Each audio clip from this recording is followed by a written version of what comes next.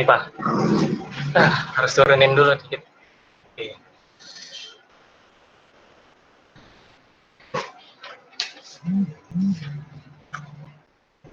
Oke, terdengar suara kami berdua? Bisa jawab di kolom chat.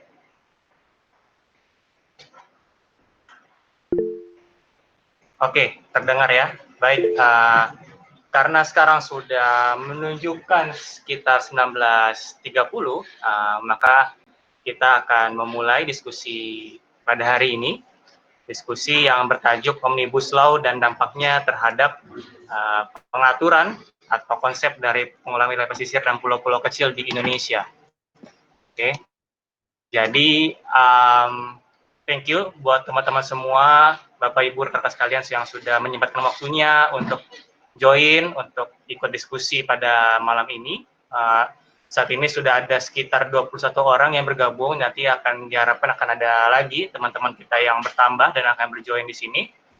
Mungkin sebelum saya masuk ke pembicara, ada beberapa hal yang ingin saya utarakan, gitu ya. Pertama, soal mekanisme tanya jawab nanti setelah materi. Jadi sebagaimana yang saya sudah jelaskan di grup WA, jadi nanti jika ada rekan-rekan yang ingin bertanya ataupun menyampaikan pandangannya, bisa komen di kolom komentar di sebelah kanan dengan format hashtag tanya underscore nama underscore pertanyaannya apa gitu ya, seperti yang ada di WA. Terus nanti bagi beberapa pertanyaan terbaik akan ada buku yang dikarang sendiri oleh Pak Sabta.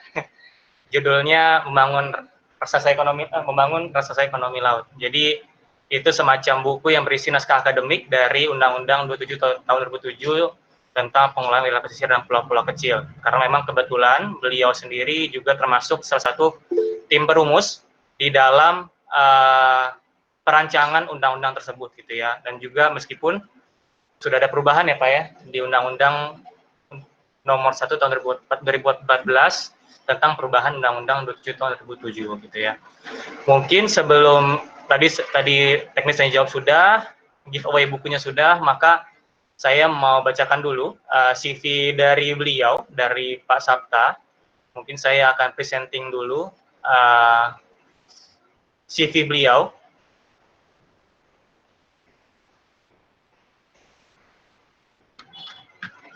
Oke. Ya terlihat ya. Jadi beliau menempuh lahir di Rantau Prapat 14 Mei 1963 dan menempuh S1 di IPB, mengambil jurusan ilmu tanah, kemudian mengambil gelar S2 dalam bidang Resource Economics di Colorado State University di USA pada tahun 93 dan mengambil program doktoral S3 terkait bidang Coastal Management di James Cook University Australia pada tahun 2002 lalu. Beliau mengawali karir sebagai PNS juga gitu ya, dari Dirjen Bangda Pembangunan Daerah Kementerian Dalam Negeri sekitar tahun 1986, kemudian tahun 2000 bergabung ke Departemen Kelautan dan Perikanan, karena dulu namanya belum kementerian, baru Departemen Kelautan dan Perikanan, dan beliau menjadi Kasubdit Pengelolaan Pesisir Terpadu. Beliau juga pernah memimpin beberapa proyek nasional, salah satunya adalah CCDP IFAD, sebagaimana tadi sudah diputar videonya di awal, itu salah satu bentuk dari program IFAD yang beliau tangani pada masa waktu itu sebagai project koordinator. Lalu juga ya selain sebagai PNS, beliau juga mengajar S3 program pasca sarjana IPB di bidang pengelolaan pesisir dan laut terpadu, dan juga pernah mengajar di S3 di Universitas Negeri Jakarta dan juga external reviewer tesis mahasiswa pasca sarjana dari Australia. Dan beliau juga menitip pesan bahwa sebenarnya dari seluruh CV tersebut yang paling penting adalah yang paling bawah, karena ada nama Mama Eka Srinita Purba dan sudah dikaruniai 3 orang anak. Ada saya, ada Samuel, dan juga David. Oke, mungkin itu perkenalan singkat beliau. Lalu saya mau sharing juga gitu ya, satu lagi pesan sponsor gitu teman-teman. Jadi acara ini juga kerjasama dengan bagirata.id. Jadi ini sebuah platform donasi untuk saudara-saudara kita yang terkena dampak COVID. Jadi yang bisa dibilang bedanya platform ini dengan platform seperti kitabisa.com atau Benih Manage segala macam, karena di sini kita bisa tahu kita mau ngasih dananya ke siapa atau donasi kita gitu ya. Jadi bisa dipencet mulai mendistribusikan dana, lalu kita klik mulai, habis itu nanti akan muncul beberapa nama yang sekiranya bisa atau layak untuk menerima donasi kita. Jadi sini ada sekitar 10 orang, dijelaskan juga nama dia siapa, pekerjaan dia apa, kenapa dia butuh bantuan, dijelaskan segala macam, juga kebutuhan dananya berapa. Dan ini mereka-mereka ini sudah terverifikasi dan juga sudah dicek oleh tim Bagirata. Kalaupun teman-teman ada keraguan, bisa klik di sebelah kanan sini Facebook ataupun Instagram dari orang yang akan diberikan donasi. Dan ini tidak ada minimal atau maksimal, mau kasih 1.000, 5.000, 10.000, terserah teman-teman semua. Tapi sekiranya ini bisa jadi kerjasama dengan acara ini supaya nanti teman-teman jika ada rezekinya bisa kita saling membantu ke teman-teman kita yang terdampak COVID-19. Nanti kalau juga teman-teman merasa kurang pas 10 orang ini, nanti bisa diacak, nanti akan keluar lagi nama lain, begitu seterusnya. Jadi banyaklah orang-orang yang membutuhkan bantuan kita semua di luar sana, dan sekiranya kita bisa memberikan sebagian dari yang kita miliki. Oke, mungkin itu aja untuk awalannya. Langsung saja saya berikan kepada apa?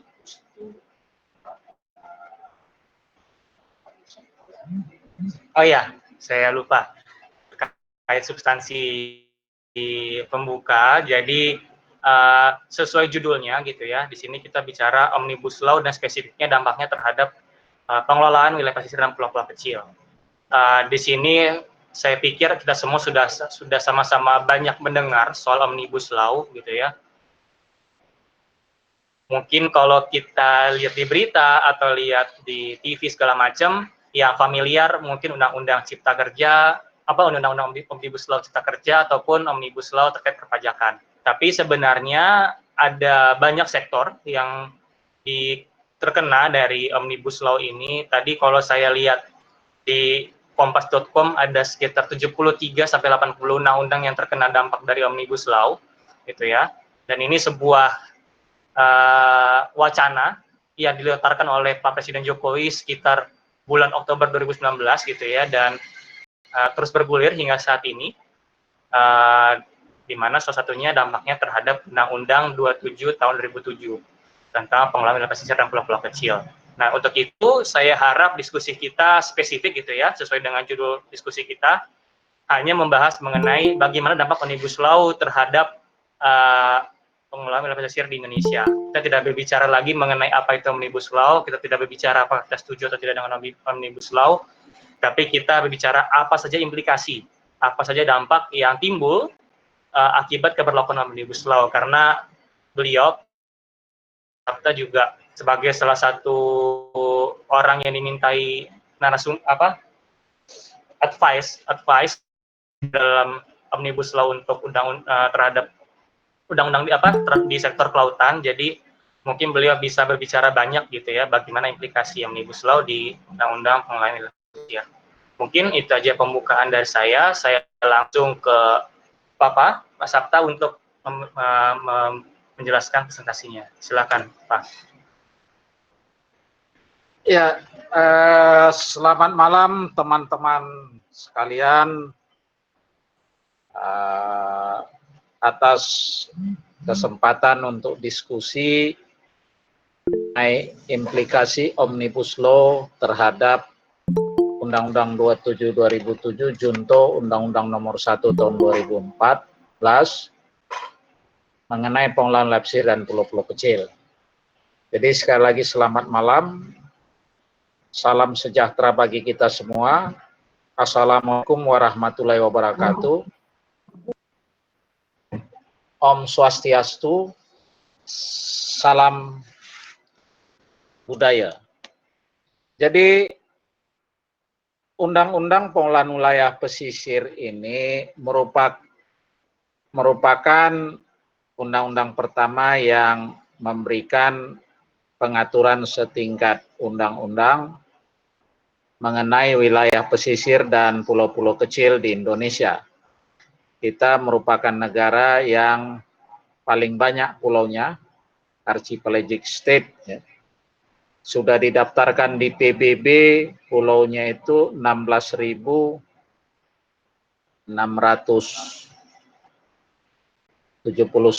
kalau nggak salah, dan sisanya masih ada yang diperkirakan nantinya mencapai lebih dari 17.000. Nah, wilayah pesisir dan pulau-pulau kecil merupakan kekayaan yang dikuasai oleh negara yang perlu dijaga kelestariannya, tapi juga perlu dimanfaatkan untuk kemakmuran rakyat bagi generasi sekarang maupun generasi yang akan datang. Nah, ini adalah prinsip-prinsip pembangunan berkelanjutan. Mengapa perlu ini? Karena ada isu-isu pengolahan wilayah pesisir selama 30 tahun terakhir, di mana degradasi sumber daya pesisir dan pulau-pulau kecil berlangsung secara terus-menerus. Masyarakat yang hidup dan tergantung kepada sumber daya pesisir ini mengalami marginalisasi karena jumlah tangkapan ikan, jumlah hasil dari laut yang didapat masyarakat berkurang. Kemudian karena sumber daya pesisirnya berkurang, maka antara masyarakat pesisir dari satu daerah dengan yang lain mulai mengalami konflik di dalam memanfaatkan sumber daya yang semakin terbatas. Begitu juga pada tingkat pemerintahan ada konflik kewenangan. Nah, karena ada konflik, muncul ketidakpastian hukum. Jadi terjadilah the tragedy of the commons. Sehingga siapa yang kuat itu yang menguasai, yang mempunyai modal, teknologi, dan juga berbagai kekuatan, itu yang akan menguasai sumber daya laut. Nelayan-nelayan miskin akan tersingkir. Pada saat yang bersamaan kita menghadapi bencana alam, begitu juga kombinasi bencana akibat human intervention. Dan sekarang isu sampah plastik atau marine debris menjadi isu nomor 3 terbesar di dunia. Nah, untuk mengatasi berbagai isu tersebut, maka tujuan pengolahan wilayah pesisir dan pulau-pulau kecil ini yang pertama melindungi, mengkonservasi, merehabilitasi, dan memanfaatkan.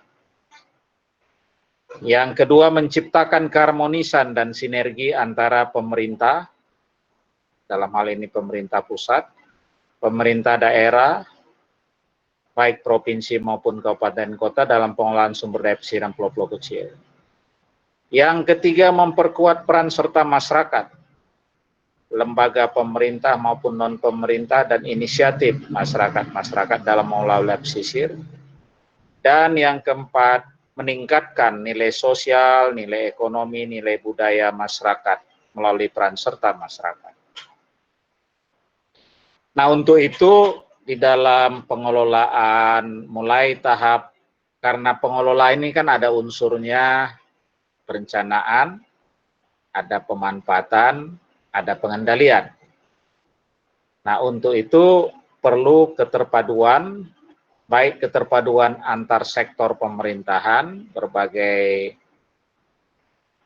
kementerian dan lembaga, keterpaduan antar level pemerintahan, mulai pusat, provinsi, kabupaten kota, sampai ke tingkat terendah di desa, keterpaduan antara ekosistem darat dan laut, karena apa yang kita lakukan di laut selalu ada dampaknya dari darat, dan apa yang dilakukan di darat berdampak ke laut. Kemudian keterbantuan antara sains dan manajemen, jadi pengelolaan ini harus didukung juga scientific input, dan keterpaduan antar wilayah, karena misalnya wilayah penangkapan perikanan di Indonesia Timur, sebagian nelayannya datang dari Jawa, jadi ada keterpaduan antar wilayah. Nah, salah satu unsur pengolahan ini perencanaan, dan saya tidak akan menjelaskan semua, tapi yang saat ini penting karena implikasinya terhadap investasi nantinya adalah rencana zonasi wilayah pesisir dan pulau-pulau kecil yang selanjutnya disebut RZWP3K. RZWP3K ini ruang lingkupnya berisi arahan pemantauan ruang dan satu wilayah pesisir dibagi 3-4 kawasan. Ada kawasan untuk konservasi, ada kawasan pemanfaatan umum di mana bisa dikembangkan untuk wisata, pertambangan, pemukiman, budidaya pria dan sebagainya. Ada kawasan strategis nasional yang digunakan untuk kepentingan-kepentingan strategis seperti pertahanan keamanan atau kayak Teluk Jakarta. Dan yang terakhir ada alur laut, di mana migrasi biota laut atau jalur kapal dan sebagainya.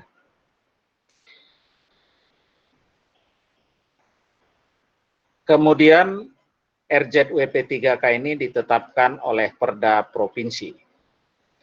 Nah, untuk RZWP3K ini wilayah perencanaannya 0 sampai 12 mil laut. Jadi di luar itu sudah kepentingan pusat. Kemudian skala petanya 1:250.000 dan dia berisi arahan perencanaan. Nah, sampai saat ini sudah 26 provinsi menyusun Perda RZWP3K. Di sini dapat kami tampilkan nomor perdanya dan tanggal ditetapkannya. Ada di Sulawesi Utara, Sulawesi Barat, dan yang baru saja terbit ini Provinsi Kepulauan Bangka Belitung 27 April 2020. Nah, terkait dengan implikasi Omnibus Law yang sudah dibahas sampai sebelum terjadi pandemi COVID kemarin cukup intens dikoordinir Kementerian Ekonomi terkait dengan izin di dalam Undang-Undang Nomor 27 2007 Junto 1 2014 ini ada 2 izin. Satu izin lokasi sesuai dengan pasal 16 di mana setiap orang yang memanfaatkan ruang laut baik ini wajib memiliki izin. Jadi yang menetap misalnya oil rig, keramba jaring apung, platform ponton untuk wisata dan sebagainya. Selain izin lokasi juga ada izin pemanfaatan sesuai dengan pasal 23, pasal 26A dan 51. Nah, apa implikasi Omnibus Law terhadap undang-undang ini dan bagaimana nanti pengelolaan wilayah pesisir pulau-pulau kecil jika Omnibus Law ini jadi ditetapkan tahun ini? Yang pertama, pengaturan ruang darat, laut, dan udara akan dilakukan dalam satu data perencanaan ruang. Nah, ini yang masih belum clear, apakah semua nanti ditarik ke Kementerian Pertanahan dan Tata Ruang, atau bagaimana? Karena Omnibus Law ini ingin semua disimplifikasi, disederhanakan. Nah, yang akan kita hadapi adalah kalau ruang di darat, RT RW, itu sering hanya dilihat dalam aspek 2 dimensi, panjang dan lebar. Nah, untuk ruang laut, tidak hanya panjang dan lebar, tapi juga kedalaman. Sebagai contoh, misalnya untuk kegiatan perikanan tangkap, mungkin kedalamannya sampai sejauh penetrasi cahaya matahari atau termoklin. Jadi kalau cahaya matahari bisa masuk sampai kedalaman 100 sampai 200 meter, plankton itu masih hidup, jadi ikan makan plankton masih bisa, kira-kira gitu. Nah, di bawah itu kalau ada lapisan termoklin, mungkin bisa untuk aktivitas lain. Nah, ini contohnya dalam satu ruang bisa beberapa kegiatan karena pada kedalaman yang berbeda bisa dimanfaatkan untuk berbagai kepentingan. Yang kedua, dampak Omnibus Law ini terjadi perubahan pendekatan pembangunan. Kalau filosofi Undang-Undang Pengelolaan Wilayah Pesisir dan Pulau-Pulau Kecil ini, pembangunan itu harus disesuaikan dengan karakteristik geofisik wilayah pesisir dan pulau-pulau kecil. Jadi tidak seragam. Karena daerah yang berawa dengan daerah pantai yang berpatuan dan pasir, ini nggak bisa disamakan pendekatan pembangunannya. Yang satu akan mudah sekali tenggelam atau mengalami land subsidence, yang lain tidak. Jadi kekhawatiran akan muncul penyeragaman pembangunan karena tadi disatukannya pengaturan ruang darat, laut, dan udara. Yang ketiga, implikasi Omnibus Law ini tidak ada lagi perizinan yang bersifat sektoral.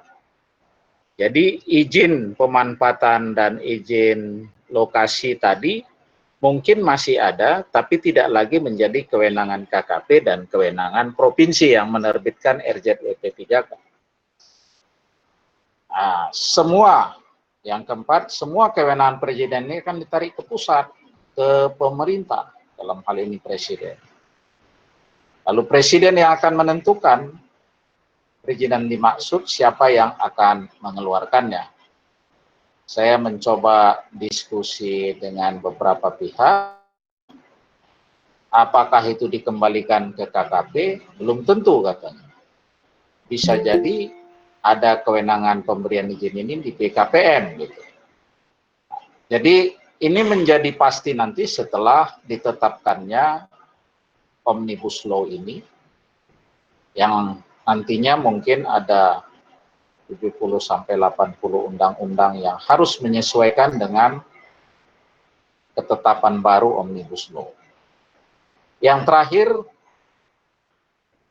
karena Indonesia punya 17.000 pulau, pemanfaatan penanaman modal asing untuk pulau-pulau kecil harus disederhanakan. Yang tadinya ada berlapis-lapis precautionary principle-nya.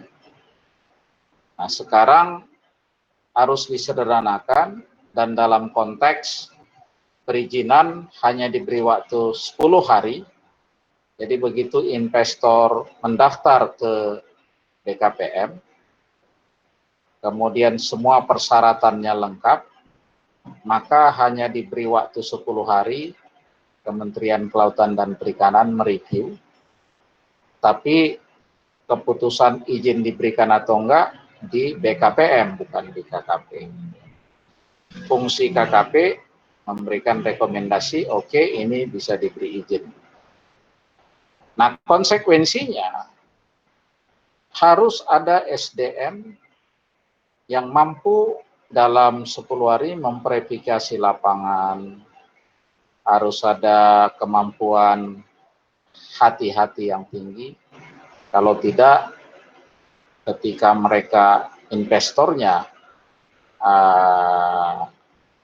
melaksanakan bisnisnya, ada kemungkinan terjadi kerusakan sumber daya pesisir dan pulau-pulau kecil. Apa saja investasi yang nanti mungkin masuk? Saat ini sudah banyak masuk ke Indonesia dan mulai bergerak. Yang pertama itu berkembangnya upaya-upaya untuk offshore migas. Jadi pertambangan minyak dan gas di laut sudah mulai banyak aktivitasnya.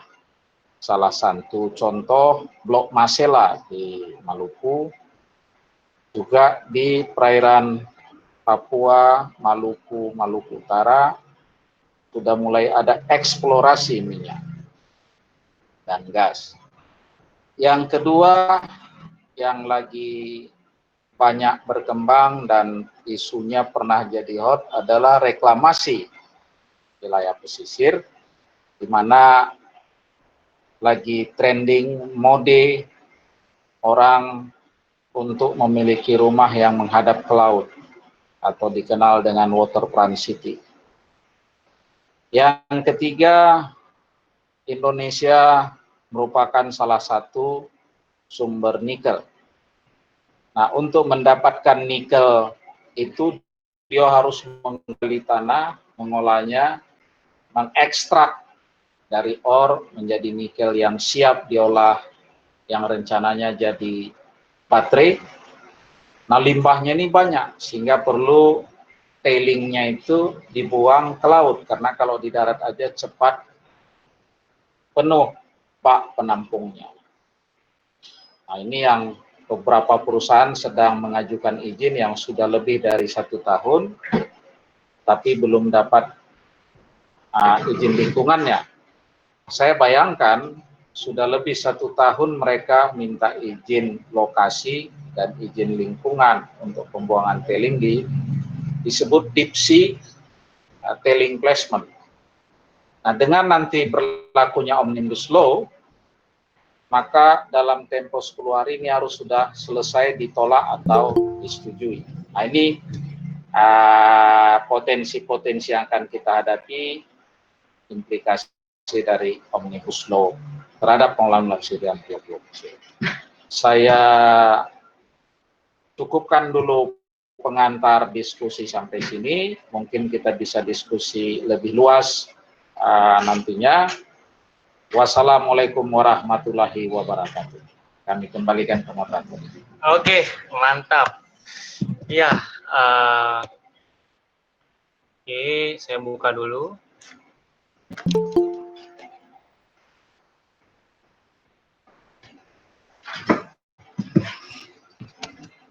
Tadi sebenarnya muka Bapak nggak kelihatan tadi, tapi kedengaran kok presentasinya. Oke, jadi itu kira-kira teman-teman pemantik diskusinya, gitu ya. Mungkin kita maksudnya jawab. Tadi seperti yang saya bilang di awal, format tanya jawabnya seperti yang saya share di grup WA. Jadi hashtag tanya, spasi nama, habis itu spasi pertanyaannya apa, dan juga saya mengingatkan lagi sekiranya teman-teman bisa berdonasi di bagirata.id untuk membantu saudara-saudara kita yang terkena dampak COVID-19. Oke deh. Jadi teman-teman bisa, kalau ada yang pertanyaan bisa tulis dulu di sebelah kanan gitu ya, pertanyaannya apa. Tapi mungkin ini Pak, ya sudah ada pertanyaan pertama dari Ricky Marpaung Pak. Jadi dia tanya bagaimana penggunaan pasal 6 Undang-Undang 27 tahun 2007 ya dalam konteks Omnibus Law. Jadi dia nanya bagaimana penggunaan pasal 6 Undang-Undang Pesisir dan konteksnya terhadap Omnibus Law. Pasal 6 Undang-Undang Pesisir. Habis itu yang kedua, apakah tepat penerapan PP 19 tahun 99 terhadap marine debris yang menyumbang 41% sampah plastik di Indonesia? Itu dua pertanyaan dari Ricky. Mungkin kalau teman-teman ada pertanyaan lain, bisa banget ditulis pertanyaannya di kolom chat. Baru satu ini yang bertanya, jadi mungkin bisa buat ada yang lain kalau bertanya. Oh yes, saya juga mau mengingatkan buat teman-teman tadi yang telah datang atau baru datang, akan ada video dari diskusi ini sudah direkam, jadi nanti akan diupload di YouTube, dan akan di-share linknya di grup WA. Oke Pak, ada lagi nih, ada dua penanya. Yang kedua dari Brian namanya, Brian. Dia bilang adalah Omnibus Law ini yang sebagaimana dijelaskan pemateri saya mengambil poin bahwa Omnibus Law ini berpotensi mengancam pesisir untuk investasi yang bisa jadi menambah lokasi reklamasi. Bagaimana dan dengan kekuatan apa yang bisa dilakukan oleh masyarakat pesisir untuk menolak Omnibus Law? Dan apa dampak jangka panjang terhadap implikasi Omnibus Law terhadap PWP, PPK yang dijelaskan tadi? Lalu yang ketiga ada dari Siti Faridah, terkait dengan isu marine debris, khususnya sampah plastik, apakah tindakan yang diambil pemerintah dalam melakukan pembatasan plastik di berbagai daerah sudah tepat? Misalnya di Bali, melalui Pergub 97 tahun 18 tentang pembatasan timbulan sampah plastik. Ya. Mungkin Bapak mau dengar langsung aja dari mereka atau sudah cukup baca ini? Ya, bisa saya coba respon satu persatu. Ya, siap. Nah, kepada Lai Riki Marpau, nah, ini yang pasal 6 Undang-Undang 27 2007 ini kan ada integrasi antar pemerintah dan pemerintah daerah. Pertanyaannya, apakah dengan ditetapkannya nanti Omnibus Law masih tetap nggak ini? Nah, kalau melihat semua persoalan perizinan ini diangkat ke atas, maksudnya ke pusat, maka peran integrasi antara pemerintah dengan pemerintah daerah akan berkurang banyak. Sampai saat ini, misalnya, bagi Provinsi Sulawesi Tenggara atau Provinsi Maluku Utara, di mana investor mengajukan izin deep sea tailing placement, maka kewenangan memberikan izin lokasi itu di pemerintah provinsi. Nah, karena tailing yang dibuang itu umumnya tidak jauh dari pulau-pulau yang ditambang. Ya, kurang dari 12 mil laut, tapi kedalamannya 200 sampai 250 meter di bawah thermocline, agar tailing yang dibuang ke laut itu tidak naik ke permukaan mengganggu kehidupan ikan. Nah, ada dua pertanyaan dari Riki. Ya. Yang kedua mengenai apakah tepat penerapan PP 19 tahun 99 terhadap marine debris yang menyumbang 41% sampah plastik di Indonesia? PP nomor 19 tahun 99. Sampai saat ini hanya ada satu peraturan presiden nomor 83 tahun 2018 yang mengatur soal marine debris. Peraturan sebelumnya kayaknya nggak ada mengatur marine debris. Nah, ini ada tadi pertanyaan marine debris kayaknya dari siapa tadi? Ada yang lain, tapi mungkin satu-satu dulu, Pak. Karena berkaitan ini. Oh, berkaitan. Yang ini kayaknya, yang dari Siti Faridah. Terkait dengan isu marine debris, khususnya sampah plastik, apakah tindakan yang diambil pemerintah dalam melakukan pembatasan plastik di berbagai daerah sudah tepat? Ya, jadi di dalam Perpres 83 tahun 2018 itu mengatur mengenai rencana aksi nasional pengendalian sampah plastik yang masuk ke laut. Jadi ada 16 kementerian dan lembaga dilibatkan untuk mengurangi sampah yang masuk ke laut dengan target 70% itu akan berkurang. 30% berkurang, 70% itu dikelola. Sehingga tidak dari melalui sungai masuk ke laut gitu. Nah, upaya-upaya pengurangan ya, targetnya itu kan di Perpres 83 tahun 2018 pengurangan itu 30%, pengelolaan yang efektif 70% itu sampai tahun 2025. Langkah-langkah yang dilakukan apa saja? KLHK bertanggung jawab terhadap sampah yang di darat. Jadi bagaimana mulai dari rumah tangga sampai ke tempat pembuangan akhir itu dikelola. Jadi dari rumah tangga mulai dipilah, makanya ada iklan pilah sampah dan sebagainya. Yang kedua, ada penyadaran masyarakat untuk mengurangi penggunaan plastik.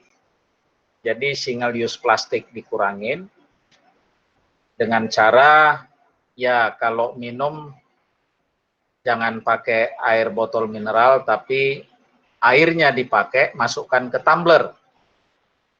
Nah itu pengurangannya ternyata cukup banyak dengan kampanye yang cukup. Sebagai contoh di KKP waktu Bu Susi membuat aturan siapa yang bawa air botol mineral didenda 500.000. Kalau 3 kali berturut-turut masih keras kepala, tenggelamkan. Nah, ternyata cukup efektif. Banyak pegawai KKP mulai dari pusat sampai ke daerah. Kalau kita hitung lebih 10.000 orang, 10.000 yang tadinya tiap hari menghabiskan 3 botol air mineral, tidak berani lagi, katakanlah masih ada yang curi-curi, 50% aja. Saya hitung, saya sendiri habis 1.000 botol dalam 1 tahun. Jadi kali 10.000 pegawai, 10 juta. Buatlah 50% yang berkurang. 5 juta botol berkurang. Nah, itu contoh-contoh bagaimana penyadaran masyarakat bisa mengurangi ini. Nah, terkait pertanyaan bagaimana pemerintah daerah melarang, itu juga bagian dari pengurangan penggunaan sampah plastik. Jadi, daerah ada membuat peraturan bupati, ada peraturan gubernur, ada peraturan wali kota.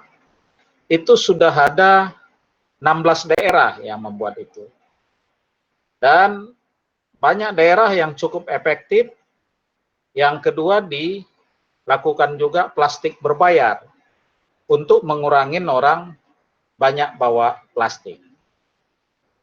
Selama COVID ini, ya 2 minggu sekali saya nemanin istri belanja karena sekarang antri di supermarket.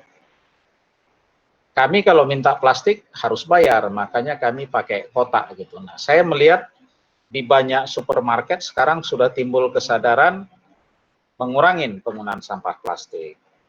Jadi terhadap kedua penanya, apa upaya-upaya pemerintah?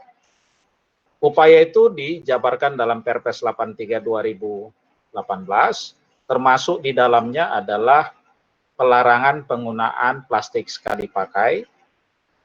Kemudian untuk mengurangi sampah yang di laut, itu peran KKP didukung oleh yang lain-lain. Untuk di darat tadi KLHK, dibantu Ditjen Cipta Karya PU, dan yang melakukan penghitungan, monitoring sampah ini ada LIPI, ada badan risetnya KKP. Kemudian dari Kementerian Keuangan juga sudah terbit cukai plastik. Jadi kalau banyak menggunakan plastik, dia harus bayar cukai. Demikian. Bentar Pak, rupanya ini kayak dari Siti Farida ada tambahan soal tote bag kain. Mungkin Siti Farida bisa buka mic-nya biar lebih interaktif aja gitu ya. Jadi saya lupa Ricky untuk buka mic-nya. Mungkin yang Siti Farida masih ada di sini, bisa buka mic-nya. Masih, Kak. Oke, siap. Kayaknya ini ada nyinggung juga soal tote bag kain. Silakan tanggapannya. Gimana tadi jawabannya? Jadi gini kan, sekarang kan di berbagai daerah itu udah mulai pada menggunakan sampah, udah mulai mengurangi sampah plastiknya ya, udah pada beralih ke tote bag kain. Nah, dengan adanya COVID pandemi ini tuh udah mulai bergeser lagi dari penggunaan plastik ke tote bag kain. Nah, karena mereka itu beranggapan takutnya kena virus lah, nggak higienis lah apa, jadi mereka lebih memilih ke penggunaan keranjang-keranjang belanja yang lebih untuk sekali pakai, yang habis itu buang. Nah, justru karena adanya sampah plastik, mereka itu malah membuat penggunaan tote bag kain ini menjadi over. Jadi biasanya hanya membutuhkan satu, dengan adanya pandemi ini penggunaannya bisa nyampe berkali-kali lipat gitu. Nah, bagaimana pendapat Bapak atas situasi seperti ini? Bukannya ini malah jauh jadi tidak efektif? Ya, ini dihadapin dunia, ya. Tidak hanya Indonesia, juga di Eropa. Karena dengan adanya pandemi COVID-19, mau tidak mau, suka tidak suka, upaya-upaya mengganti single use plastik dengan menggunakan tote bag, ya, tas kain dan sebagainya, mungkin akan terjadi perubahan mindset. Karena orang tidak ingin di tas kainnya nyenggol-nyenggol, nempel COVID-19 masuk ke rumah, malah menimbulkan bencana, kan gitu. Tapi kalau melihat trennya, mungkin kalau tahun ini bisa selesai COVID, orang akan kembali lagi mengurangi penggunaan sampah plastik. Kebetulan saya pernah ikut expert meeting dikoordinir oleh UNEP di Paris. Itu negara-negara di Eropa, Amerika Selatan, Afrika kelihatannya sudah bergerak untuk mengurangi penggunaan plastik dan mencari alternatif. Misalnya di Indonesia mengganti plastik dengan ubi kayu atau kasapa dan rumput laut. Memang masih mahal ongkosnya. Tapi ini kan kita bicara jangka panjang. Seperti tadi Perpres 83 2018 ini kan sampai 2025. Jadi kita berharap COVID tahun ini ya dia permisi untuk kembali ke tempatnya. Nah, kita bisa hidup normal kembali, melanjutkan upaya-upaya pengurangan sampah plastik. Ya, ada tadi dari Brian, Pak, yang bilang Omnibus Law ini berpotensi mengancam pesisir untuk investasi yang bisa jadi menambah lokasi reklamasi. Gitu ya. Bagaimana dampaknya soal lingkungan? Apakah kita perlu menolak Omnibus Law?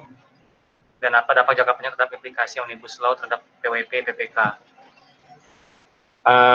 Apakah menolak Omnibus Law atau menerima? Mungkin saya tidak masuk ke sana, karena ini sudah pilihan pemerintah, ya. Dan kalau misalnya tidak ada upaya percepatan investasi, mungkin 2-5 tahun yang akan datang pertumbuhan ekonomi kita cukup berat. Kalau cuman pertumbuhan ekonomi kita minus atau cuman 1%, akan banyak pengangguran. Dan itu juga dampak sosial ekonomi dan politisnya juga cukup berat, gitu ya. Tapi saya nggak mau masuk ke sana. Keputusan pemerintah akan ada Omnibus Law.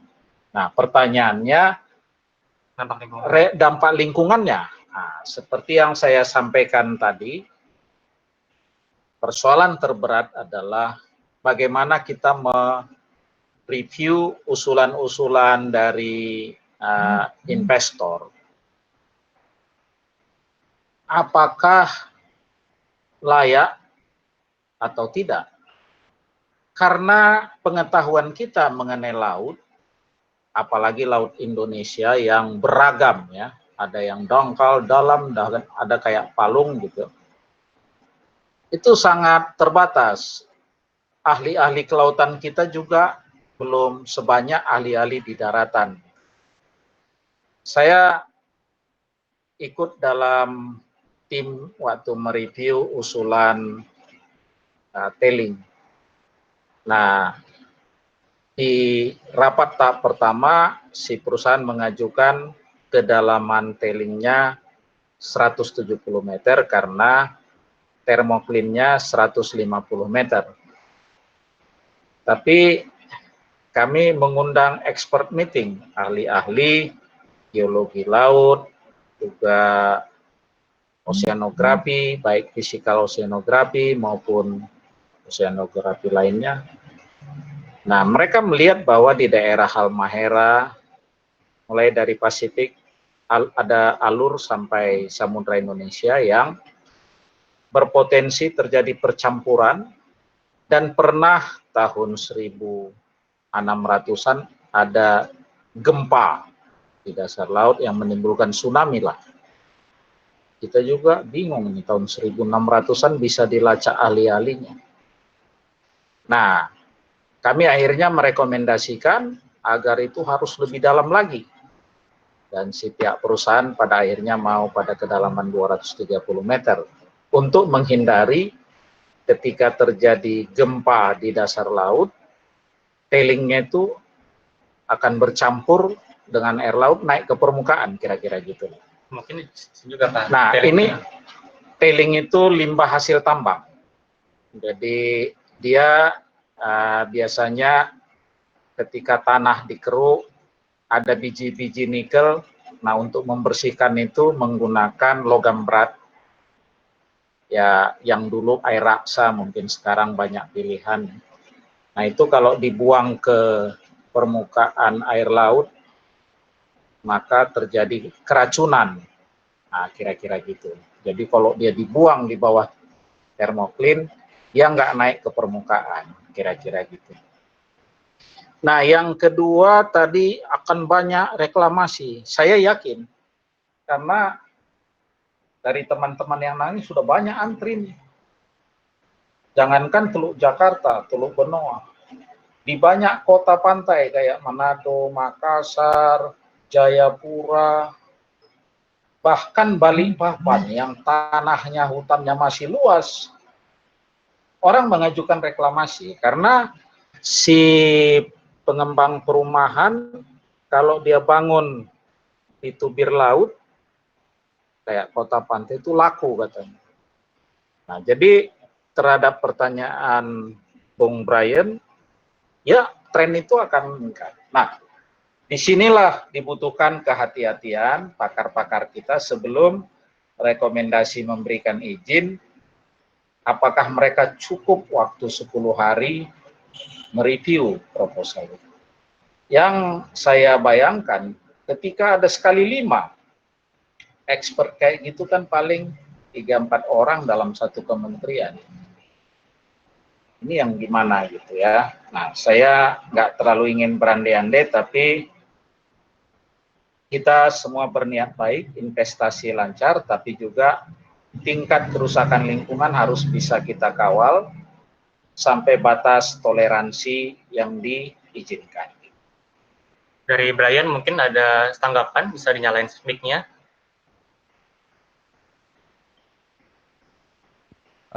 Iya, terima kasih Kak. Siap.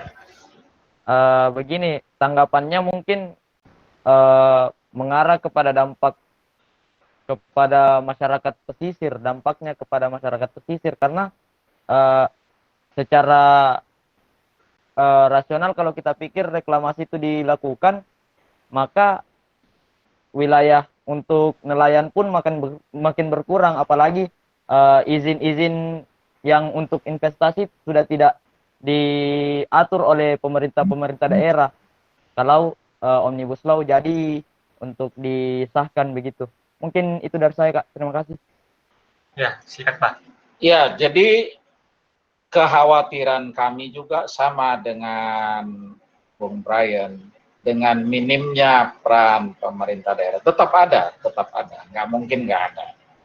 Cuman nggak lagi kayak dulu bisa dia tahan-tahan, bisa rapat berkali-kali. Sekarang diberi tenggang waktu hanya 10 hari gitu ya. Harus ada rekomendasi, bukan izin dari daerah, rekomendasi juga. Nah,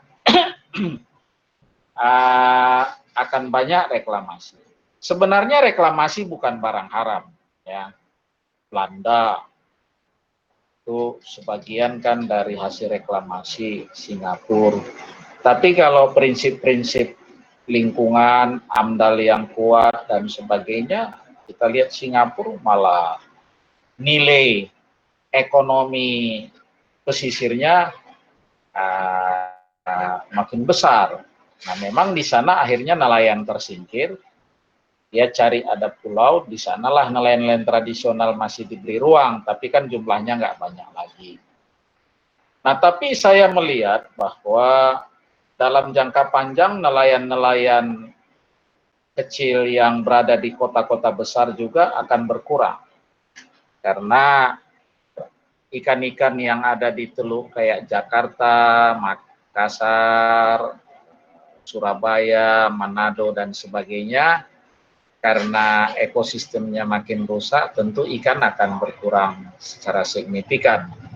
Jadi ada istilahnya seleksi alamiah, nelayan juga akan berpindah ke tempat di mana ikan masih tersedia. Nah, disinilah peran pemerintah daerah menjembatani agar ada kompensasi dari pembangunan ke masyarakat ini. Apakah mereka diterima bekerja di lokasi reklamasi atau dari reklamasi ini mengalokasikan dana mensupport kehidupan mereka di tempat yang baru. Kira-kira gitu yang trade-off-nya perlu dikawal. Jangan sampai masyarakat nelayan itu jadi termarginalkan. Ya, ada beberapa pertanyaan lagi, Pak. Ini sekitar ada, let's say 5, 1, 2, 3, 4, 5 orang. Jadi mungkin biar efektif, gua sorry banget buat teman-teman tadi yang sudah ngetik, mungkin bisa kita satu-satu ya, untuk dibuka speakernya, mic-nya. Mungkin dari Jovin yang bicara mengenai RZWP 3K untuk daerah DKI Jakarta. Silakan Jovin, bisa dibuka mic-nya.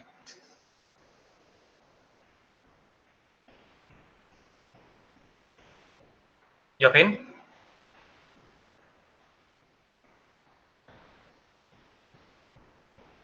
Ya, Jovin bisa dibuka mic-nya.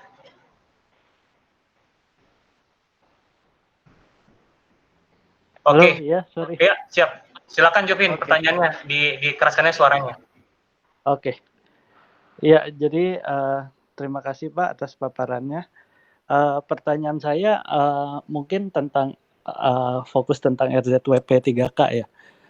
Saya ingin bertanya seberapa signifikan sih pengaturan zonasi di RZWP 3K dan seberapa penting wilayah-wilayah itu provinsi-provinsi atau kabupaten kota punya RZWP 3K gitu, dan apakah ada, kan sekarang nggak semua daerah punya RZWP 3K, jadi dampaknya apa setelah mereka punya RZWP 3K dan mereka yang nggak punya gitu. Dan spesifiknya mungkin untuk Jakarta nih yang RZWP 3K-nya kan nggak selesai-selesai dari lama gitu dibahas karena emang bukan prioritas. Apakah untuk perkotaan seperti Jakarta yang wilayah kepulauannya itu cuma kepulauan 1000 itu nggak seberapa penting RZWP 3K itu. Dan pertanyaan terakhirnya mungkin seringkali RZWP 3K ini dipersepsikan sebagai apa ya, malah menambah masyarakat kepulauan itu termarginalkan gitu karena mereka lebih berpihak pada kepentingan pengusaha contohnya atau kepentingan yang punya kapital gitu. Bagaimana best practice-nya gitu untuk membuat RZWP 3K ini berkeadilan gitu. Karena kalau saya lihat ketakutan-ketakutan masyarakat di kepulauan itu dengan adanya RZWP 3K malah melihatnya sebagai ancaman, bukan sebagai sesuatu yang bisa mengembangkan mereka, meningkatkan kehidupan mereka gitu. Mungkin itu pertanyaannya. Terima kasih. Ketika Undang-Undang Kepulauan Pesisir dan Pulau-Pulau Kecil dirancang, maka RZWP 3K ini jika dibuat dan diperdakan oleh daerah, maka dia mendapat kewenangan baru. Kalau dia tidak membuat itu, tidak ada kewenangannya. Kewenangannya apa? Ya mengatur di laut. Mana wilayah yang untuk konservasi, mana wilayah untuk pemanfaatan umum, mana wilayah untuk kawasan strategis nasional. Kawasan strategis nasional kayak untuk pangkalan angkatan laut, pelabuhan berskala Nusantara atau nasional gitu ya. Mana untuk di kawasan pemanfaatan umum dibagi lagi sub-sub kawasan yang disebut dengan zona untuk pariwisata, untuk perikanan tangkap, perikanan budidaya dan sebagainya. Nah, masyarakat ini kan bukan hanya nelayan saja. Ada kayak Teluk Jakarta ini, Jakarta Utara dan Kepulauan Seribu, ini kan jutaan. Nah, sebagian punya kepentingan di laut. Sedangkan nelayan yang di pulau-pulau, jumlahnya mungkin, nah, karena angkanya macam-macam ya, mulai dari berapa ribu sampai berapa puluh ribu, tapi pernah studi UNJ itu sekitar 10 ribuan. Nah, kita harus melihat juga pariwisata di Teluk Jakarta sampai Kepulauan Seribu mungkin lebih dari 10 ribu setiap tahun kan. Nah, jadi pemerintah DKI tentu harus berkeadilan, memberikan ruang bagi masyarakatnya untuk berwisata, ada masyarakat budidaya, kan di Kepulauan Seribu banyak budidaya juga. Ada untuk penangkapan ikan dan sebagainya. Nah, ini yang agak sulit dihadapi karena mentransformasi pola pikir bahwa laut itu adalah open access. Masyarakat bebas kemana-mana nangkap ikan. Dengan banyaknya kepentingan untuk reklamasi, untuk perumahan, untuk alur kapal dan sebagainya, tidak memungkinkan lagi open access ini dipertahankan. Nah, supaya jangan ada perbenturan, ada konflik antar berbagai pemangku kepentingan, diperlukan RZWP3K.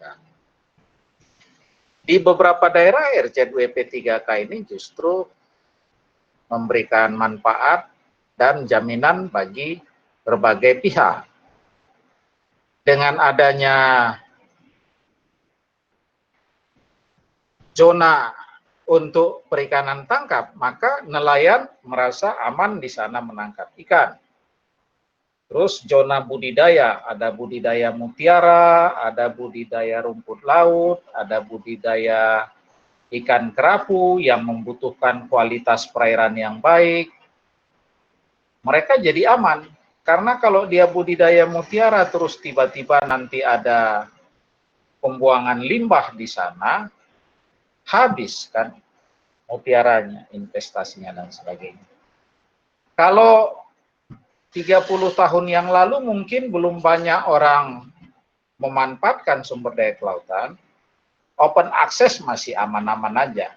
Jadi saat ini perlu pengaturan sebelum semuanya jadi hancur.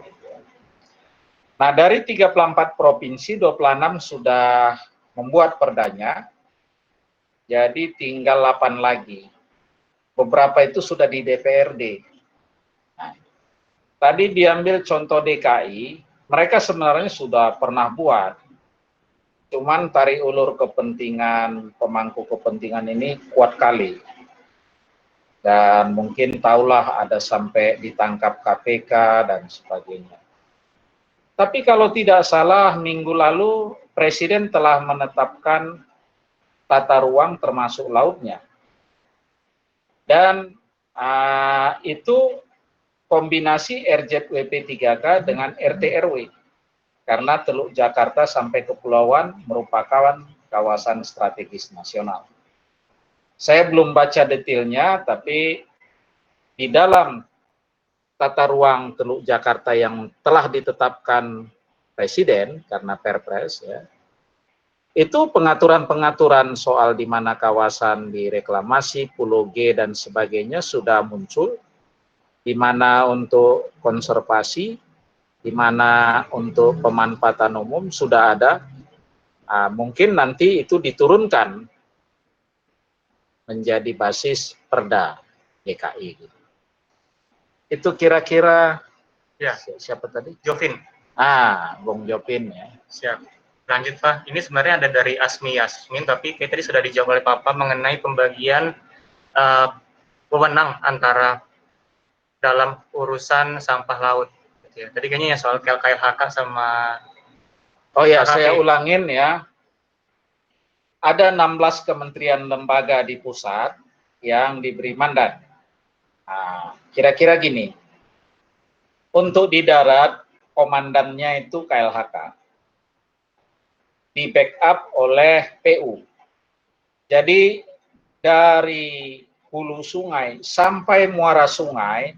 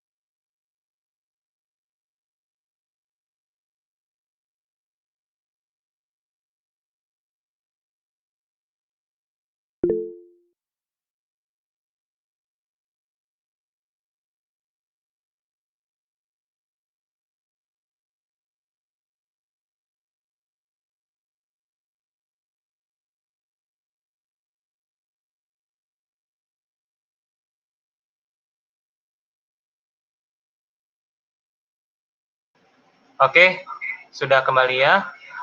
Sorry tadi ada kesalahan teknis. Silakan, Pak, untuk penjelasan tadi yang pembagian kewenangan.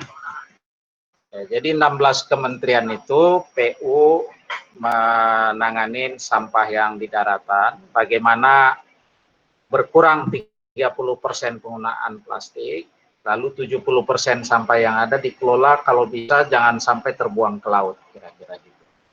Nah, untuk itu di beberapa muara sungai itu dibangun kayak jaring, sehingga sampah-sampah sebelum masuk ke laut ditangkap oleh jaring, kemudian dibawa ke daratan.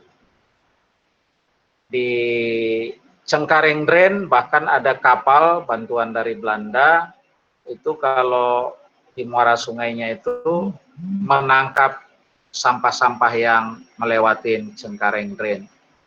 Langsung diangkut ke kapal lalu diolah.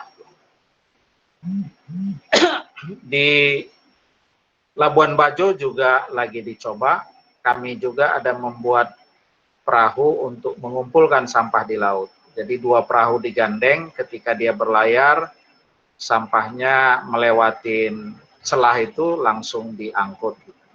Nah, upaya-upaya ini sedang dikerjakan. Juga bagaimana membangun insinerator untuk mengolah sampah-sampah plastik. PU dibantu BPPT ini sedang membuat 5 insinerator, cuman nggak tahu dampak COVID ini mungkin anggarannya agak berkurang ya. 1 sudah dibangun di Bantar Gebang tahun lalu. Di laut, KKP mulai masuk ke pulau-pulau kecil, kemudian membuat model percontohan mengumpulkan sampah-sampah yang ada di pantai, dan sekarang mulai dirancang bagaimana GhostNet. GhostNet ini jaring-jaring nelayan yang kalau rusak dibuang di laut. Jadi dia melayang-layang malah membuat penyu, dugong, apa semua terjerat. Jadi sudah mulai ada upaya-upaya pengumpulan jaring-jaring ini. Langkah pertama pendekatan buyback. Jadi jaringnya dibawa nelayan ke darat, dibeli, diolah. Karena ada pabrik pembuat jaring di Cirebon, di Bandung, mereka olah lagi membuat jaring baru. Jadi jaring ini dibeli nelayan lagi gitu. Ini langkah-langkah yang dilakukan. Jadi KKP fokus di laut, KLHK di darat, kemudian Kementerian Keuangan bagaimana membuat kebijakan fiskal mendukung, misalnya cukai plastik sudah terbit peraturannya. Yang kedua, bagaimana dana itu ditransfer ke daerah, bagi daerah yang cukup proaktif mengelola sampahnya kayak Surabaya, mungkin ada dana insentif daerah khusus di luar DAU dan DAK dialokasikan Kementerian Keuangan. Bappenas mengkoordinir perencanaan semua kegiatan pengelolaan sampah yang masuk ke laut ini, komandannya Kemenko Marinvest. Jadi ada 16 kementerian terlibat. Dari Asmi, apa sudah terjawab atau ada tanggapan? Mungkin bisa nyalakan mic-nya. Asmi Yasmin. Assalamualaikum, selamat malam. Mungkin alhamdulillah sudah cukup. Terima kasih untuk narasumber. Oh, oke, siap. Oke, terima kasih Asmi. Lanjut ke Faradila Umaya. Ini pertanyaannya, dampak yang paling signifikan atau menyedihkan Pak Omnibus Law dalam konteks penambangan di bawah laut. Mana? Tuh, kira-kira. Kalau dampak paling menyedihkan, ya kita belum tahu karena Omnibus Law-nya belum ditetapkan. Dan saat ini investasi berdasarkan Omnibus Law di dasar laut belum ada. Kalau Blok Masela, salah satu nanti yang diharapkan penambangan gas terbesar di dunia, prosesnya itu kan sudah dimulai beberapa tahun yang lalu. Jadi belum mengikuti Omnibus Law. Deep sea placement, tailing placement yang ada di Morowali dan juga di Pulau Obi, Halmahera, ini juga sedang berlangsung, jadi belum terkena Omnibus Law. Jadi kalau ditanya dampak yang apa tadi? Paling menyedihkan. Paling menyedihkan, belum terjadi saat ini. Mudah-mudahan janganlah terjadi. Mungkin Pak Radila bisa buka open mic-nya, buka mic-nya kalau ada tanggapan. Iya, silakan Pak Radila Umaya.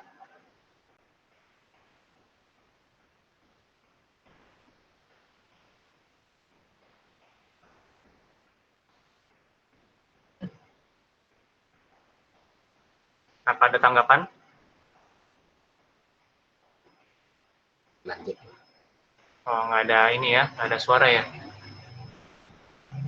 Oke, kita lanjut aja karena tidak ada tanggapan. Lanjut ke Mara Laut Tambunan. Kebijakan Omnibus Law ini kelihatannya sangat mengamputasi kewenangan daerah. Lantas bagaimana wujud peran serta masyarakat dalam pengawalan Omnibus Law ini? Karena otoritas daerah aja pun sudah mengalami gradasi. Bagaimana lagi mau berharap peran serta masyarakat? Omong-omong, Mara Laut Tambunan ini yang dari Rantau Prapat enggak? Iya, Halo? Hah? iya, Sab, iya. Kan teman SMA kita ini. Aduh. Iya. Mana wajahmu kok nggak muncul di sini? Belum nampak rupanya. Belum. Udah tuh. Ada reuni. Oke. Makasih. Udah dari 81 tak pernah ketemu lagi kita ya. Iya. Udah hampir 40 tahun. Oke. Tahun. Jadi Omnibus Law ini memang akan menarik semua kewenangan-kewenangan mulai dari kabupaten kota, provinsi maupun sektor-sektor ke pemerintah. Lalu nanti presiden akan untuk melaksanakan tugas pemerintahan tertentu ke siapa gitu. Seperti tadi saya sampaikan, untuk izin di laut belum tentu KKP, BKPM. Nah, mengenai bagaimana nanti peran daerah dan masyarakat, saya melihat bahwa yang nanti investasi melalui Omnibus Law ini mungkin yang besar-besar gitu ya.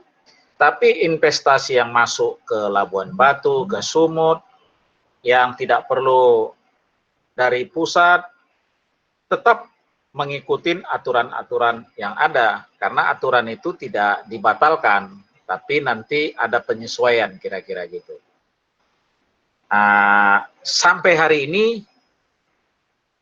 karena belum selesai pembahasan antar kementerian, kemudian Kemenko Perekonomian dengan daerah belum selesai, bentuk kayak mananya belum tahu kita, karena undang-undangnya belum ditetapkan. Saya melihat waktu Kemenko Perekonomian tersita dengan soal-soal tenaga kerja. Jadi dengan sektor-sektor kementerian terkait juga agak tersendat-sendat pembahasannya gitu. Nah, kalau ditanya di mana masuknya peran serta masyarakat ketika membahas AMDAL-nya, karena AMDAL tetap dilaksanakan, di sana harus ada konsultasi publik untuk izin lingkungannya gitu. Gimana, Bung Maralaud? Bisa dinyalakan mic-nya kalau ada tanggapan. Oke, Ya. karena ini memang sangat sangat pelik sebetulnya hal-hal yang harus dikaji. Sementara expect kita di bidang lingkungan ini sangat terbatas. Jadi betul. agak sulit kita berharap AMDAL ini selain daripada sikap terbukanya pemerintah, juga memang expect-nya pun yang mau mengawal ini sangat minim. Jadi kita memang sangat khawatir dengan apa ini. Ditambah lagi yang tak pernah kering kita lihat persoalannya di pemerintahan ini ego sektoralnya itu. Nah, tapi memang ini yang paling terdampak ini masalah lingkungan. Aku pun merasa ini yang paling sulit bagi kita untuk bisa aman dari segi lingkungan ini. Karena kita lihat titik-titik pulau-pulaunya pun 17 ribuan. Nah, andai kata itu nanti datang pihak pemodal untuk mendatangi 3.000 aja pun barangkali kita sangat kesulitan itu. Tapi oke lah, karena ini saya lihat diterima mulus di DPR pembahasan ini selama ini. Jadi mungkin kita saja yang terlalu punya sangka ya kan. Iya. Kita tetap berharap memang yang terbaik untuk negeri ini. Oke. Ya, memang ini pilihan yang sulit tapi harus kita jalankan. Oke, lanjut ya Pak ya. Ya. Selanjutnya ada namanya Muhammad Asrul Mawardi. Sebenarnya tadi sudah Bapak jawab sebenarnya, tapi dia menanyakan apakah semua perda yang ada akan dihilangkan karena presiden pindah ke pusat, lalu apakah nanti AMDAL itu dinomor 2-kan karena semua diambil alih oleh pusat, padahal yang tahu kondisi daerahnya itu adalah daerah, bukan pusat. Bagaimana tanggapan dari Bapak? AMDAL tidak dihilangkan, ya. Cuman bagaimana disederhanakan prosesnya dan diberi tenggang waktu untuk bisa menyetujui atau menolak AMDAL-nya gitu. Karena kadang-kadang AMDAL ini bisa lama sekali gitu. Kawan-kawan di Kementerian Kehutanan dan Lingkungan Hidup juga akan, saya pikir akan menyederhanakan prosedur AMDAL. Nah, cuman tadi seperti Bung Maralaud Tambunan sampaikan, jangan-jangan dengan disederhanakannya AMDAL ini peran serta masyarakat berkurang, maka lingkungan akan jadi korban. Kita berharap bagaimana kita bisa menyesuaikan gerak langkah, kita bisa bekerja cepat, sehingga AMDAL maupun pengalaman kami di KKP izin lokasi bisa kita percepat tanpa mengorbankan kualitas prinsip-prinsip precautionary principle, prinsip-prinsip kehatian pembangunan agar berkelanjutan. Mengenai perda, tidak semua akan dibatalkan karena mungkin ada perda-perda itu dia sejalan dengan undang-undang Omnibus Law nantinya. Tapi kalau itu sudah bertentangan, seperti juga apa yang dilakukan di masa-masa yang lalu, Kemendagri membatalkan perda-perda yang bertentangan dengan kebijakan yang dari pusat. Jadi saya belum tahu perda mana, tentu setelah undang-undang Omnibus Law jadi, tadi moderator menyampaikan ada 70 sampai 80 undang-undang harus dibahas menyesuaikan. Jadi undang-undang ini mungkin harus direview oleh DPR dan ditetapkan seperti pengalaman Undang-Undang 27 2007, lalu direview di MK, maka penyesuaiannya dibuat di Undang-Undang 1 tahun 2014. Itu kira-kira contohnya. Oke, lanjut Pak. Ini ada dari namanya Awahid Hasim. Apakah Omnibus Law satu-satunya jalan? Oh ya? Bisa ditanggapi tidak? Oh ya, silakan. Jadi makasih sebelumnya Pak. Kan gini, kalau semisal ya, jadi kan AMDAL memang tidak dihilangkan. Saya kan taruhnya di situ di nomor 2 kan. Jadi Bapak bilangnya ini disederhanakan. Itu sifatnya menyetujui atau menolak. Tapi jawaban Bapak sebelumnya itu mengatakan bahwa daerah sifatnya hanya merekomendasi saja, Pak.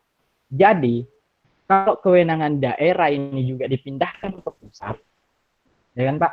Jadi kira-kira bagaimana sebenarnya sisi keadilannya bagi masyarakat yang berada di sekitar? Karena begini Pak, orang pusat belum tentu tahu keadaan kita di sini. Saya dari Provinsi Sulawesi Barat. Nah, kehidupan masyarakat Provinsi Sulawesi Barat itu erat kaitannya dengan laut, Pak. Jadi seketika laut ini diolah, dieksploitasi atau apapun bahasanya itu, ketika itu diolah dan tanpa semua perizinan itu hanya ada di pusat. Nah, bagaimana dengan kami yang ada di sini? Kalau mau melihat bahwa bagaimana erat kaitannya masyarakat Provinsi Sulawesi Barat dengan laut, silahkan baca buku hukum lautnya Profesor Dr. Baharudin Lopa. Di sana tergambar jelas erat kaitannya kami. Nah, kalau semisal perizinan ini dialihkan ke pusat, maka kami yang berada di pesisir laut ini akan seperti apa, Pak? Kalau kita bilang kita tidak bisa mengetahui karena ini belum Omnibus Law-nya belum disahkan. Masa kita harus sahkan dulu baru kita tahu apa yang akan terjadi kemudian hari? Saya rasa untuk pembuatan undang-undang kan perlu ada dasar filosofis, dasar juga termaksud menerka kemungkinan-kemungkinan terjadi di masa depan. Jadi seperti itu Pak. Mungkin ada beberapa alasan sehingga perizinan itu harus ada di pusat. Ya, kita lihatlah sekarang sampai sekarang ini di Sulawesi Barat investasi di pesisir dan laut-laut dan pulau-pulau kecilnya kan sangat minim. Nah, kalau investasi minim, lapangan kerja akan sulit tercipta. Kalau hanya mengandalkan nelayan kecil, agak sulit ekonomi kita terpicu. Perlu ada investasi yang masuk, dan investasi itu menciptakan lapangan kerja. Tentu sebagian besar pekerjanya harus masyarakat Sulawesi Barat, kan gitu. Nah, pemerintah daerahnya dapat PAD, masyarakatnya dapat lapangan kerja. Jadi dari yang tadinya nelayan kecil beralih menjadi pekerja industri. Nah, ini yang lebih meningkatkan ekonomi masyarakat Sulawesi Barat. Kira-kira itu tujuan Pak Jokowi ada Omnibus Law ini. Jadi yang biasanya investasi melalui pusat ini kan yang besar-besar. Kalau investasinya mungkin skala, kan sistem apa ini kan ada mikro, kecil, menengah lah. Gitu.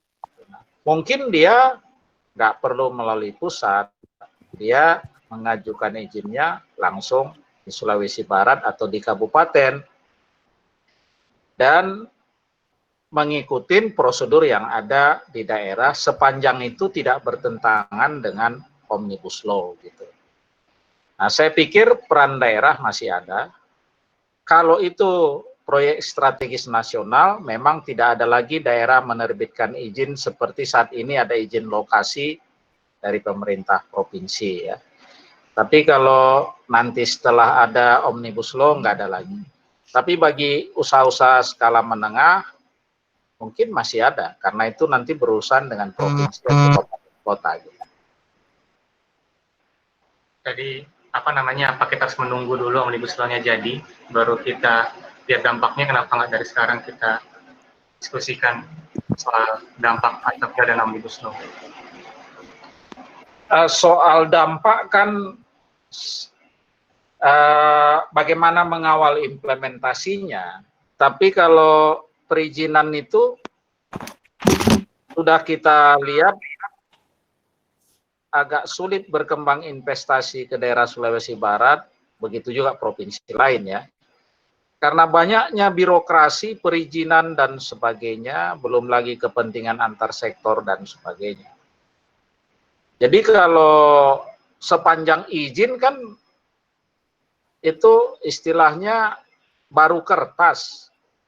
Dampak itu kan ketika implementasi di lapangan. Nah, bagaimana agar si perusahaan ini mengikuti koridor lingkungan yang harus dia patuhin. Nah, contohnya tadi kalau deep sea tailing di Morowali dibuang pada kedalaman 250 meter, potensi kerusakan lingkungannya kecil. Tapi kalau yang mengawasi hanya duduk-duduk merokok di kantornya, tidak lihat ke lapangan, tidak pakai kapal mengecek, ada nggak ikan tiba-tiba mati dan sebagainya, ya akan terjadi dampak yang merugikan masyarakat Morowali maupun Obi. Begitu juga kalau hal yang sama terjadi di Sulawesi Barat akan merugikan. Makanya seperti saya katakan pada saat presentasi, bagaimana SDM-SDM-nya diperkuat untuk mampu mengawal, menjaga koridor yang ditetapkan oleh kementerian dan lembaganya, agar dampak negatif yang tidak diharapkan ini tidak terjadi atau diminimalisir lah. Oke, itu mungkin tanggapannya.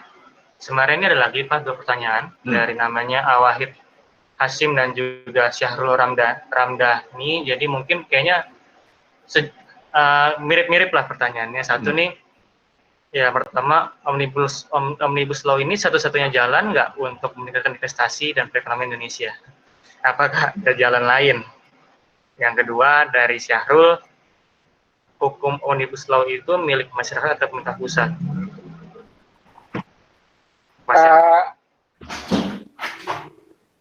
Kalau ditanya apakah satu-satunya, ya enggak.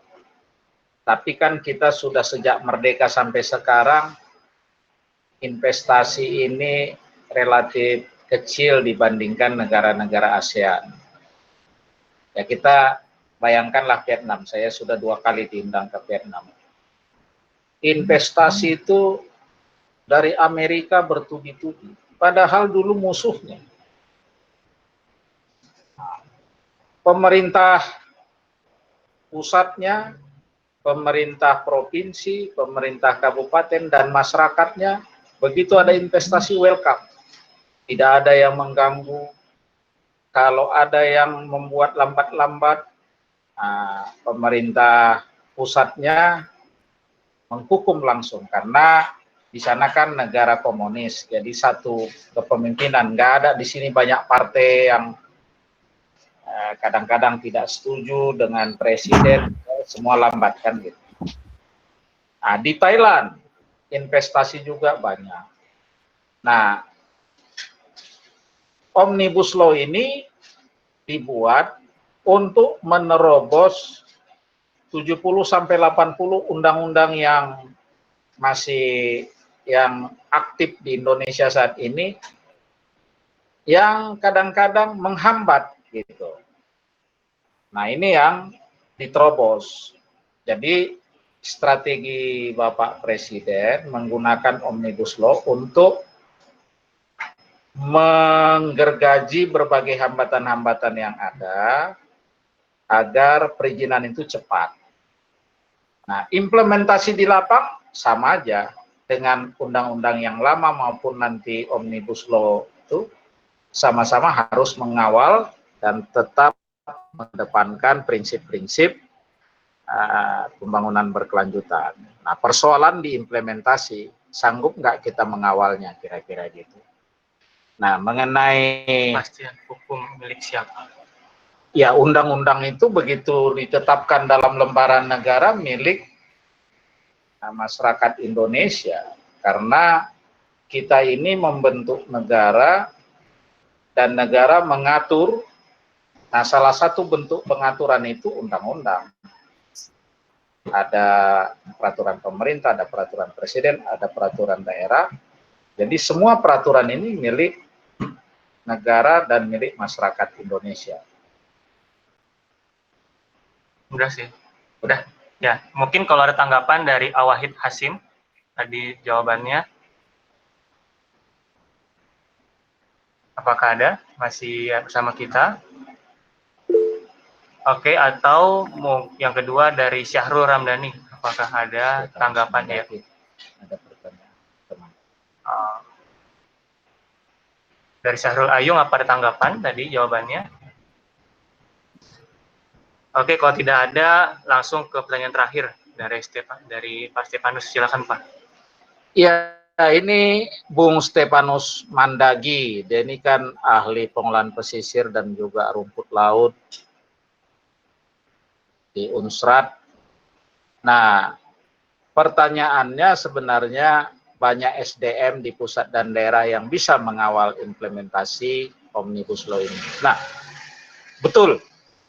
Nah, ini yang harus dibangun koridornya ketika pusat tidak mungkin menyelesaikan dalam waktu singkat. Ini harus terbentuk misalnya himpunan ahli pengelola pesisir, baik yang di Jakarta sampai ke berbagai wilayah Indonesia turun tangan. Jadi ada wacana agar profesional yang terorganisir ini ikut membantu. Karena nggak mungkin misalnya investasi nanti di Tahuna atau di Talaut, bukan Tahuna ya, Talaut, atau di Sitaro dan sebagainya, dari Jakarta harus nunggu. Saya pernah ke Talaut, Melongwane, waktu berangkat bisa, mau pulang pesawat tidak ada penuh. Nah, itu dari Jakarta ke Melongwane, pulang lagi harus pakai kapal cepat, sampai di Jakarta udah seminggu lebih. Nah, menyusun reviewnya beberapa hari karena harus bicara lintas keahlian, nggak mungkin juga. Jadi mungkin saya melihat setelah ini ada pasti harus dibangun klaster ataupun jejaring di mana pakar-pakar kayak Bung Stefanus Mandagi bisa langsung bergerak dari Manado ke daerah mana di daerah Sulawesi Utara atau Maluku Utara melakukan evaluasi lingkungan atau penelitian dan sebagainya dalam waktu yang relatif singkat gitu. Nah, ini mungkin wacana arah depan. Iya. Banyak dia. Apa? Oke, siap mendukung katanya Pak. Makasih. Selamat baku dapa, solama tak bersua kita ya. Oke.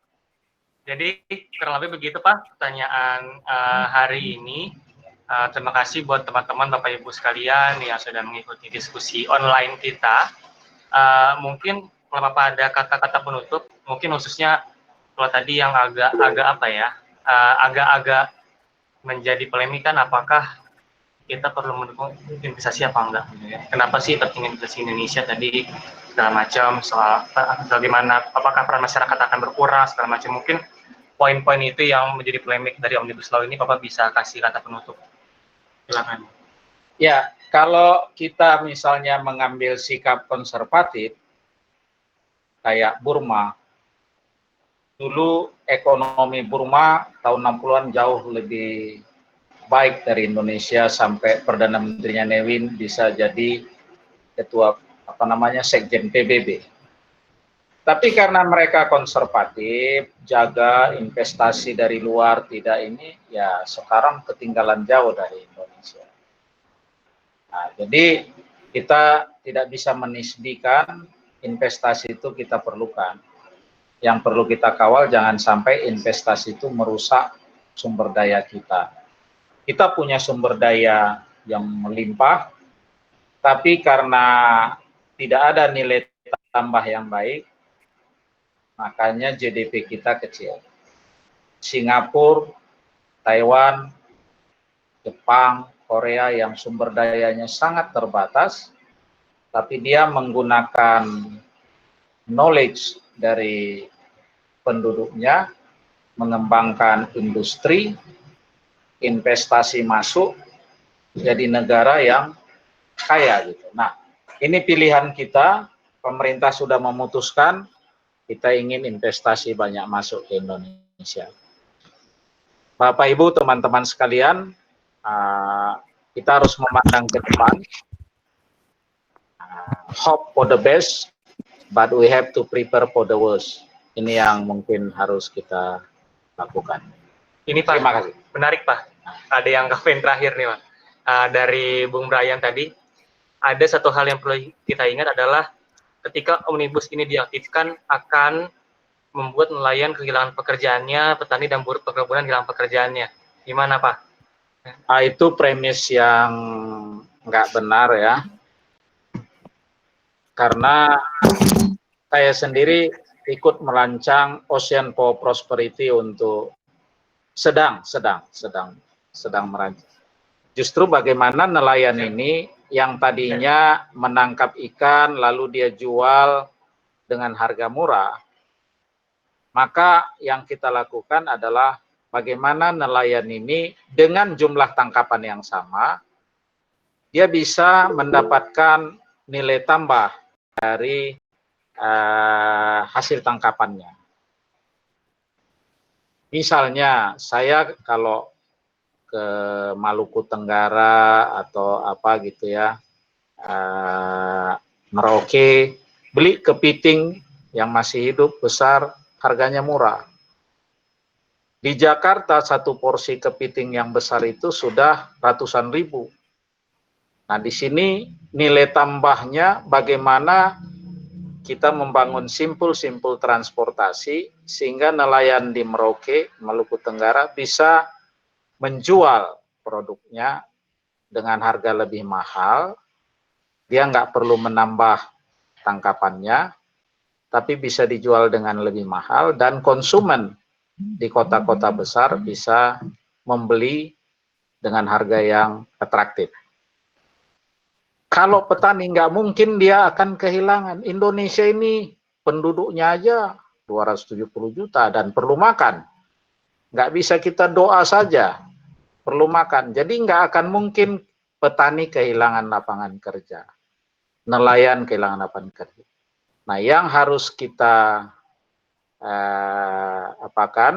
dorong ada investasi untuk mengembangkan nilai tambah produk mereka, sehingga kayak sekarang di Blitar katanya harga ayam murah, telur murah. Bagaimana distribusi logistiknya dibenahi agar ke pusat-pusat penjualan daging ayam maupun telur di Jakarta bisa mereka pasarkan. Nah, ini peran pemerintah nanti.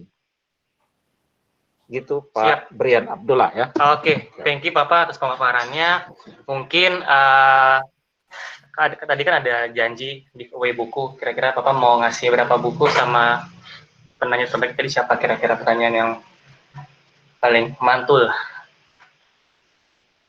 Ini kan ada 7 atau 8 penanya. Ada 9 Pak. 9. Ya udah 9-9-nya lah dikasih karena masing-masing pertanyaannya berbobot, cuman dari berbagai dimensi. Siap. Oh 11 Pak rupanya 11. Ya, kasih 11. 11 penanya dapat bukunya. Oke, nanti akan kita hubungi via PC. Satu lagi sebelum tutup, kita juga merayakan sebenarnya, merayakan ulang tahun dari Pak Sapta. Itulah kenapa pas kita mengambil tanggal di 14 Mei 2020. Jadi sekiranya ini juga menjadi momentum di pertambahan Papa juga sharing lah ilmu yang Bapak punya. Dan juga rupanya ada kejutan dari ya keluarga lah untuk Papa. Kiranya ini buat para peserta yang hadir, juga ada mama segala macam, inilah hasil karya kami lah buat Papa. Itu. Oke, makasih buat Joshua, buat Samuel dan David. Terlebih-lebih istri tercinta. Oke, langsung. Oke. Aduh. Oke, siap. Iya, itu aja. Terima kasih atas atensinya, atas diskusinya. Nanti link video YouTube-nya akan saya share di grup WA, dan juga tadi yang soal pembagian buku akan saya diskusikan lebih lanjut di grup WA. Terima kasih kehadirannya. Selamat malam, selamat berpuasa bagi teman-teman atau rekan-rekan yang merayakan. Saya Joshua ucap pamit, mohon maaf atas segala kekurangan dan kesalahannya. Terima kasih. Tadi jangan lupa kalau teman-teman bisa berdonasi di bagirata.id. Thank you, sampai jumpa di kesempatan berikutnya. Dadah, bisa live meeting ya. Thank you.